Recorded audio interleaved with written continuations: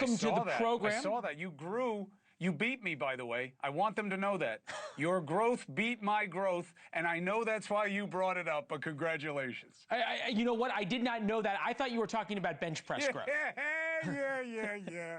You knew, handsome. You knew. I'm still talking about bench press. All right, good to see you, Chris. We start with breaking news, friends. This time tomorrow, President Trump will address the nation about Iran.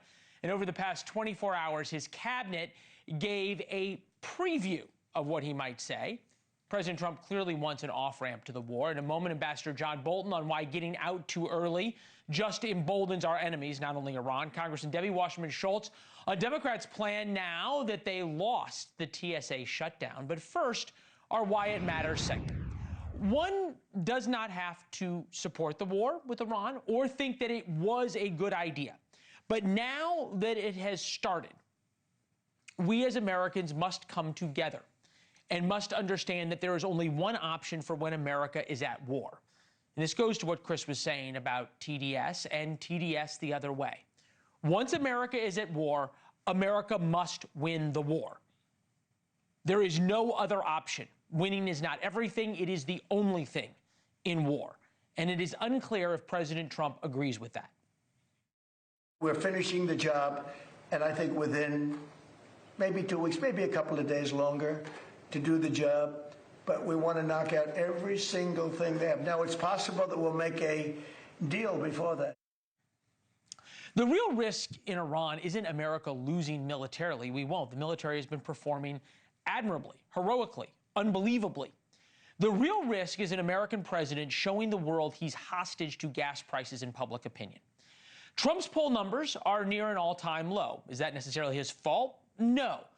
The midterms are getting closer, and every day Americans are told over and over and over and over again about the pain at the pump. This is substantially lower, 20% lower than it was when everybody was freaking out about gas prices during the Biden administration. But Iran is blackmailing Trump by keeping the Strait of Hormuz closed, so Trump is looking for an exit. I think the president, I don't want to use the word desperately, but needs a deal with Iran within, I'd say, 6 weeks. And Iran knows that. So this is not a war of military might. This is a war of political will. We predicted that 4 or 5 weeks ago when the war started. We'll see what Trump says tomorrow, but he's gone from unconditional surrender to a potential deal, from regime change to the regime never being able to have a nuclear weapon, to now the regime that's still there not being able to have a nuclear weapon for a long time. But in a fairly short period of time, we'll be finished. They will not be able to do a nuclear weapon for years. And when they are ready, maybe in a long time from now, able to do a nuclear weapon, you'll have a president that will be like me in that he will go there and he'll knock the hell out of them again. And I will say, though, that the leadership we're dealing with now, with the new regime, because we have a new regime, and the new regime is much better. Okay, so that's now the talking point. There is a new regime.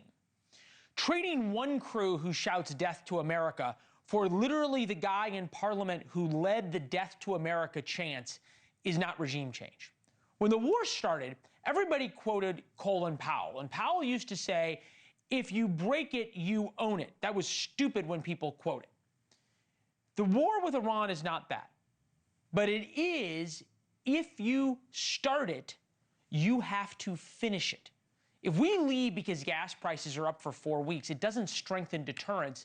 It teaches the bad guys that if they raise oil prices, and it is not just the bad guys in Tehran, it's the bad guys in North Korea, in Beijing, and in Moscow. It teaches them that if you make it painful enough on President Trump, America backs down.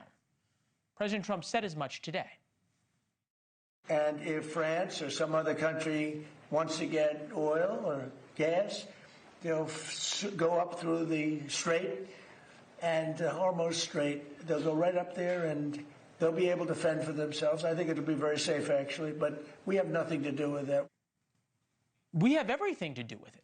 Chairman of the Joint Chiefs, Dan Kane, who has done an incredible job during this war, kept talking today about acting at the time and place of our choosing. That's the military way of saying we have the ability to do what we want, when we want, except at the Strait of Hormuz. And right now, Iran has shown that they can close the Strait of Hormuz at the time of their choosing, and they now have the upper hand. Trump has a once-in-a-lifetime opportunity to restore American deterrence.